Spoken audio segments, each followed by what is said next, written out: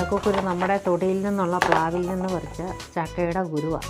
ഇത് നമ്മുടെ തൊടിയിൽ തന്നെയുള്ള മുരിങ്ങക്കായും മാങ്ങയും ഒക്കെയാണ് കേട്ടോ. അത് പറിക്കാൻ പാകത്തിന് നിൽക്കുകയായിരുന്നു. അപ്പോൾ നമ്മൾ ചക്കക്കുരു, മുരിങ്ങക്ക, ചെമ്മീൻ, മാങ്ങ എല്ലാം വൃത്തിയായിട്ട് കഴുകി ഒരുക്കി പെറുക്കി എടുത്ത് വെച്ചേക്കുന്ന ഇതിനാവശ്യമായ തേങ്ങയും കാന്താരിയും എല്ലാം.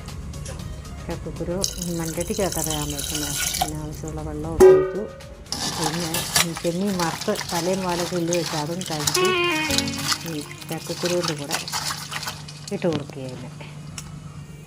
നമുക്കൊന്ന് വേഗം വെക്കാം. ആദ്യം ചക്കക്കുരുവും ചെമ്മീനും കൂടിയാണ് കേട്ടോ വേവിക്കുന്നത്. ഉപ്പും മഞ്ഞൾപ്പൊടിയും കൂടി ചേർത്ത് വേവിച്ച് ചക്കക്കുരു വെന്ത് കഴിയുമ്പം മുരിങ്ങാക്കായ ആഡ് ചെയ്യുന്നു. മുരിങ്ങാക്കായും വെന്ത് കഴിയുമ്പോൾ മാത്രമാണ് നമ്മൾ മാങ്ങ ഇട്ട് കൊടുക്കുന്നത്. അല്ലെങ്കിൽ മുരിങ്ങാക്ക വേകാതെ പോകും. ഇനി പയ്യെ ഒന്ന് തിളയ്ക്കുമ്പോഴത്തേനും മാങ്ങ വേകും. മാങ്ങ വെന്ത് കഴിയുമ്പോഴത്തേനും നമുക്ക്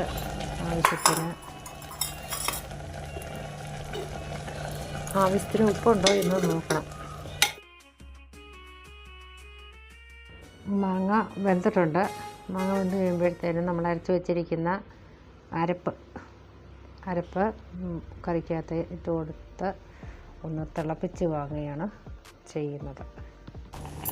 അപ്പോൾ നമ്മുടെ ചക്കക്കുരുക്കറി ഇവിടെ റെഡി ആയിരിക്കുകയാണ്. ഞാനിത്തിരി കടുകും കൂടെ താളിച്ച് ഒഴിച്ചിരിക്കുകയാണ്.